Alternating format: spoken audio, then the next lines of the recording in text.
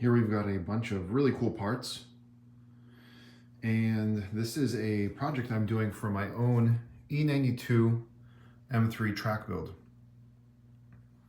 I don't drive the car every day. However, as a lighting provider, we obviously need to do something really cool with the lighting. I used to have an E90 M3, and back in the day when they were, I shouldn't even say when they were popular, they're still very popular today. Back in the day, right after I got my E46, I did the circular rings. We did a lot of the Orion V4 rings. There was always flat bottom rings available. Now the hex halos are more popular in the Vision style. However, there was a comment recently on a video, and it was kind of in response to my projector video, and somebody said, you're really stuck in your ways. You should, open up a little bit more to the other kind of projectors other than HID, get into the Bi-LED, the laser stuff. And I've always been curious about the LED projectors, and I am a little bit stuck in my ways, but this time around, we're going to do some NHK 5s. Using the Bosch adaptive brackets, okay, those are the AFS brackets. And for years, I didn't want to do flat bottom rings, but I sort of caved in. I think this is going to look really cool and something that's not necessarily unique because it's been done many times before, but these are actually the Motorsports yellow halos. They're switchback, white and yellow. I plan to run them in yellow mode, but we can switch between white and yellow. They won't have a turn signal like an amber, but these are the LCI style corners, and even got a carbon brow with an LED strip up top. I don't know if I'll definitely run the carbon. There's a lot of carbon bits on the car, but I believe most of these internals will be a kind of a flat black, and we'll see. We'll see what I do. It's coming this week. This has been ripped apart, and the lights have been sitting here for a few weeks. The bumper's getting redone. There'll be a new front lip on the car. The car is almost ready for, sort of his winter treatment, and this was on the list of things to do. So we'll do a performance increase. Got brand new lenses for these. I do like the way these lights look factory. I feel like the new thing to do is just to keep the cars looking original. I see a lot of people with really modified M3s and just cars in general kind of retaining that OEM plus look. However, sort of been there, done that, and I do want something different this time around. So I'm not sure how I'm going to like it. I've seen it in pictures. I think it looks really cool, but it's also time to kind of step out of the comfort zone a little bit, do something a little different, do the flat bottom. I know these are going to be a pain, by the way, to install. And we'll get into that in a little bit. I believe these are pretty much a good fitment. There's a good amount of trimming to be done. However, I think everything will work out, and sometimes you just got to try it. And if it doesn't work out, we'll throw these lights up on the forums or the marketplace, and I'm sure somebody will take them because they'll be really nicely set up. But this is the starting point. I'm about to open up the lights right now and kind of get this going. I'll update as much as I can throughout the process, and we can check out this build and what to expect. Here's the headlight housing open now. The tricky part of this is that the inner housing and the turn signal reflector, all that stuff stays in the lens itself. The reason why I say that is the tricky part is because the new halos will be mounted, the inner halo will be mounted on top of the original halo, and this halo needs to be removed. So this whole mechanism that kind of swivels into this area here, these optical tubes, this will be removed essentially. And I've already kind of marked off the crosshair of how to get that, seated properly, because the biggest mistake I see of all these flat bottom halos is getting them situated so they look straight when they're on the vehicle. I know it's an easy thing, but a lot of people struggle with that, and I believe it's due to the contour. This would be my first time working with something like this in a housing that's made for circular halos to go with a flat bottom or like a squared edge type of thing. So clearly it's been done many times. It can be done properly. I've seen the pictures and the proof, but 90% of what I see out there is all set up wrong. So this will be interesting. The projector, obviously you need clearance for the AFS system to move, so it's important to get the depth correct on the new ones. I've installed the brackets already, and we'll be chopping some projector and some materials soon, I'm sure. So I'll show you how that comes out. And this will be getting some paint work, but yeah, we'll get this moving. Here is the whole internal removed. So it's the projector, what we call that Bosch by Xenon, which is really just an AL projector, that E46 bolt pattern. That's where it sort of kind of stemmed from. This is the D1S version. There's a few different variants of this exact projector, and then they make it AFS by having these swivel points and a mechanism that is driven by a motor. Okay, so the motor is plugged in on the side here. These two plugs look very similar. We've had customers mix them up. This is the factory by Xenon. That's for the projector. It's attached to the projector. This is the AFS. I'm not sure. It's a signal for the AFS. I know there's a little magnet there, and I know it's a sensor, essentially. So when it's in the correct position, it'll be matching up here. Otherwise, I believe it sends the signal to the computer to give you an error if it's not retracting or there's an issue with it, but this will essentially know where the position of the projector is, and the motor simply moves it. So again, don't mix these two plugs up. We'll be wiring the Bi-Xenon to the Bi-LED to the factory wiring, which is just these two wires here, and this is for the motor, and this was for, this is for the sensor for the AFS, and this is for the motor on the side here. So it gets a little overwhelming with all those wires, but don't let it get too overwhelming. Again, this isn't exactly a how-to, but it's a quick overview of what you can expect if you're doing this kind of projector conversion. Okay, but next step is just to remove it out of the housing, disconnect the motor, get this whole internal cradle out, and we'll be able to work with that. Once you remove the motor and this little cup piece that was seated here, you can then see what kind of movement you need for clearance on your retrofit, okay? Literally take it, move it all the way left and right. Make sure you got full clearance once your new projector is in there. That's literally essential for everything to go smooth. Otherwise, you'll throw an AFS error.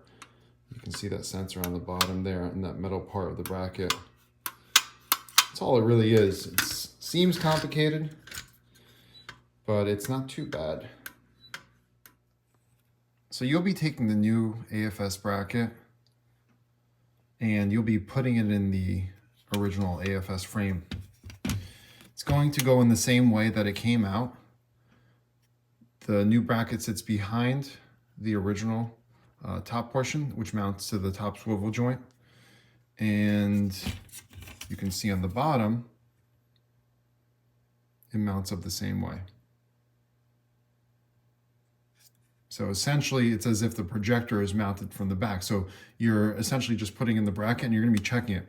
The difference with this new AFS bracket, we used to just have a non-AFS bracket, but you can see it's trimmed down to have clearance, okay? It's going to minimize any obstructions, okay? Now, just to get the bracket to clear, you have to use a drum sander and get some clearance. However, likely we'll need to do some more trimming once the projector is in to the projector or this internal frame, okay? And I've already sized up the NHK unit, and I can tell it needed some trimming over here just to get this part cleared. But you can see this has a 3-post mount essentially. And it's because it swivels out more to the right, this is the passenger side, and less to the inside. So once it swivels out, there's not a lot of room on this side, on this outside point. And you'll essentially kind of chop off everything if you're using an HID projector on that side just for clearance. So these new brackets, they allow for less trimming of the black plastic frame. Once you trim a lot of that, the bracket weakens, so it is a little bit dangerous. That's why we recommend these new brackets that we have, the Bosch AFS brackets. We'll have a listing in this link in the description, but that gives you a little bit of insight on how this works. So now the bracket clears, now the rest of it is essentially making the projector that you're using clear. Some of the LED projectors are just, set up differently than an HID projector, but they all need a little bit of trimming. And the point is, trim as much as you can to the projector or the frame of that projector, and then do the plastic frame. That way you minimize weakening this bracket. All right, so this takes a few shavings, few trips back and forth essentially. So you'll install that rear Bosch AFS bracket. This is the LED projector, so it's going to require a different amount of shaving than the, let's say, the G5 BRT. But you can see there's a little bit shaved off on this corner right here, just to clear. Because the LED projector, the lens mounts in the middle and on the bottom, but the most intrusive part to the AFS system in this frame is the center. So been trimmed off a little bit there. Same thing here. And as you can tell, the motor is not reassembled. So what you're trying to do is making sure that when you put this in here, it's got free movement essentially. And you literally just trim it until it fits. There's no other advice to give. I had to trim off a little bit of the posts up top there just to get the clearance on the top of the bracket, but it's not super complicated. You essentially just go back and forth until you got full free movement. Actually working on a BMW E70. You can see they're from the same mother, so to say. The internals and the whole inner system pretty much the same between these two units. This is the NHK projector that's been retrofitted. Factory projector right there.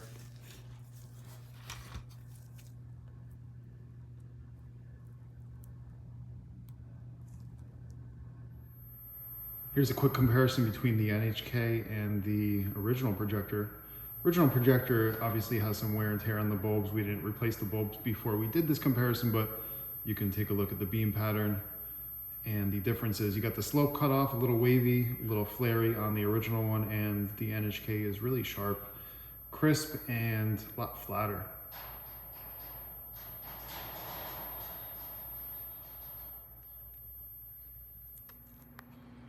Got the original cradle and assembly back in the light with the retrofitted NHK there.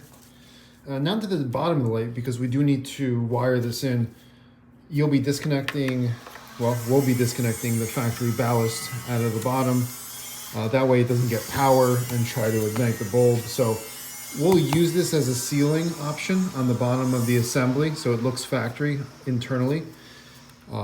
The brown is our ground, the yellow is our low beam power, and the green is our high beam power. So as long as we wire directly to those, we'll be all good to go.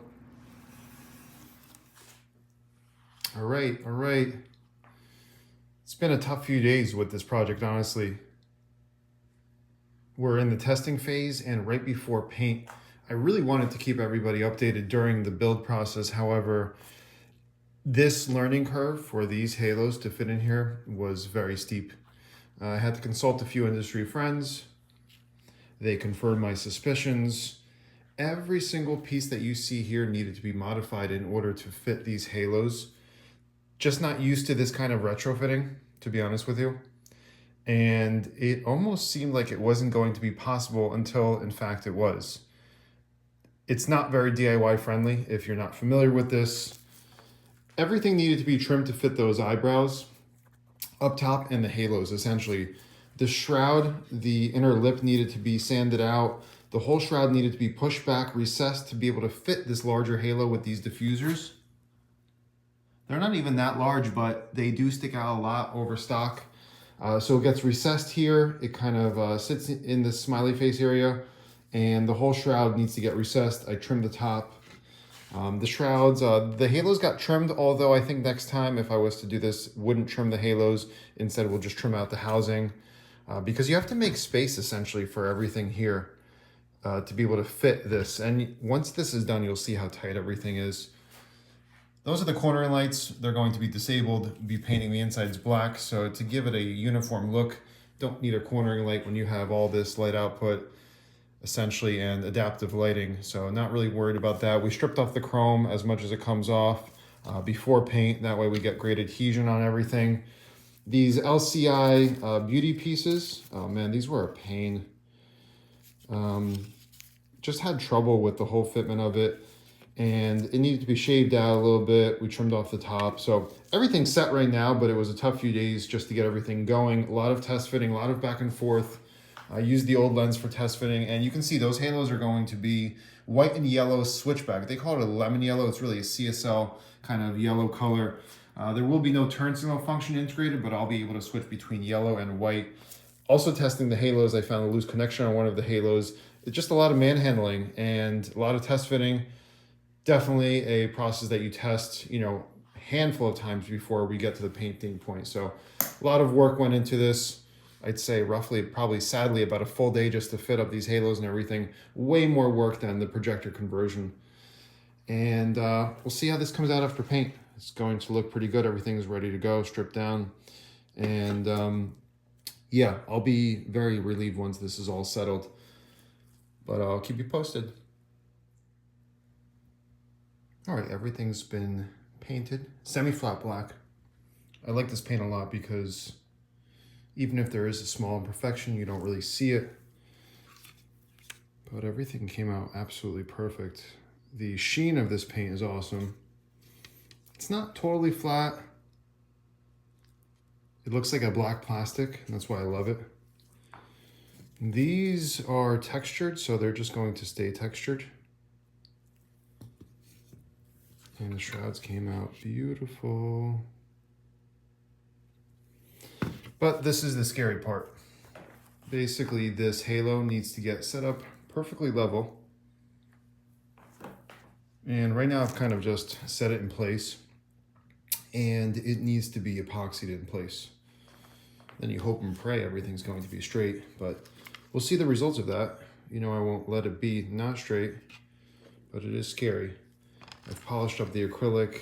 These are really touchy. Again, we've been taking them in and out. Everything's been kind of run through the mill at this point. The housings came out beautiful. But everything will have that same sheen inside the headlights except for that top carbon strip, which I think will be cool. That's how the strip was offered. Just went with it.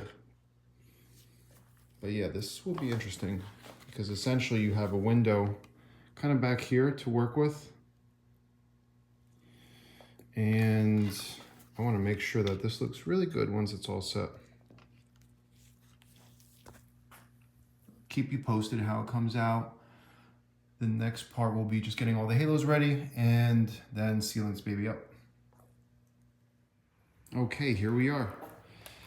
This is the testing phase, the often overlooked stage of the retrofit where you want to put it on the vehicle, make sure everything works out. It's a little bit time consuming, but it'll save you time later when you don't have to reopen up the lights, rip off your front bumper. So whenever we can, we test on the vehicle.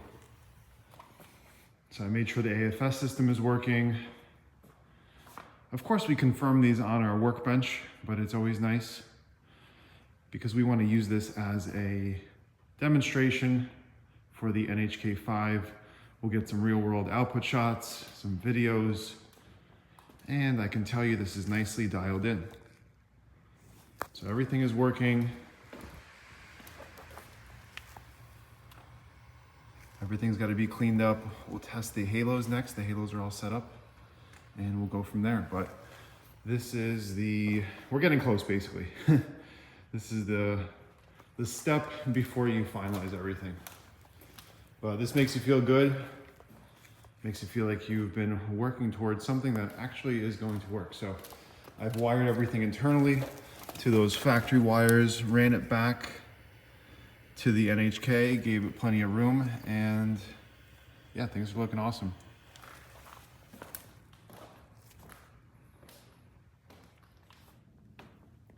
And here we are, finally back on the vehicle. This was a long process, a long journey, and I had the car sitting to the side, collecting dust while I wait for the paint shop to get my bumper ready, and I'm waiting for a new under tray, waiting for a few other things before I bring this car out on the track this season. I was going to wait to finalize the video, get some output shots, do some feedback, but I'll do the review of the Bi-LED NHK in a different video, and we'll do some real world driving shots. And this will just finalize the video in terms of how the conversion went. Projector conversion went really, really smooth. We're used to working with those brackets. We know what kind of clearances they need. It's easy to see if everything clears. The tough part was really this cosmetic change. The paint worked out beautifully. There was just a ton of back and forth making sure that everything can fit in here, because if we look at this, you're basically just pushing the boundaries of what's possible to be fitted in these housings. Due to the shape, due to the slope, due to the curvatures, I mean, everything just posed a challenge. And I was honestly worried that maybe these wouldn't close, but the other builders that really specialize in the BMWs these days, I mean, they pump out hundreds of these things. So I said to myself, yeah, it's definitely possible, but it'll test your patience. And it sure did. Definitely did. But I really, really like the final look, even though it was a complete pain to do. Would I have done differently? Would I have done things differently next time? Definitely. However, I think for the first time accomplishing this, it came out pretty good. There are a few things that I'm not thrilled about, but that's just me nitpicking the project. The clearances are a little tight in general. And overall, I really love the yellow CSL halos. I think it's really cool to incorporate that on a older BMW, not just the new ones, because these E90 series are awesome. The V8, I mean, it's the last of its kind, and I think this build will be really special. I did the coding for the NHK with the car, with the Bimmer Code app. Worked out perfectly. Just changed the low and high beam to LED, and took all the check notifications off for the other things, and everything worked out perfectly. The AFS system works. There's no errors. I'm running some kind of Amazon special LED bulb for the turn signal. Still have the factory cornering light in there. It's not gonna do anything because I painted the inside of the housing black, but yeah, everything's working and it's working perfectly. I'll show you how everything looks. Okay, how awesome does that look? I've seen this done a few times, of course, on Instagram and on some of the other BMW builders pages, but it just looks super cool when it's on. I love the eyebrow. It's a carbon brow with that LCI style, LED look to it, and it matches the halo rings. Just looks so cool. Everything's been painted on the inside a semi-flat black color, and that eyebrow was left in carbon fiber, so it'll pop in the sun. Right now, you don't see too much going on, but it looks really, really good. Super pleased with how this all came out. That turn signal light will only come on with the turn signals. I'll show you how that looks. But yeah, really up close and personal, things came out pretty awesome. Again, I'm gonna critique this more than the average person, but I apologize the bumper's not on there because it doesn't look as cool and as finished, but I don't wanna wait and hold everybody up. Got a lot of questions about this setup. And to be honest, we're excited about offering more options for retrofitting for the E90 community because we're so well regarded in some of the other communities, E46, E70, and there's a lot of E90 enthusiasts that are looking to do the same thing in terms of a projector upgrade. So for me, this was cool. Big pain in the butt. However, we look forward to doing a lot more projector conversions because let's face it, these cars need some new lenses, they need upgraded projectors, and I'll talk to you a little bit about the NHK in just a moment. That was the AFS system, just starting up and just showing you how that works. And then we can discuss the rest of this in just a moment.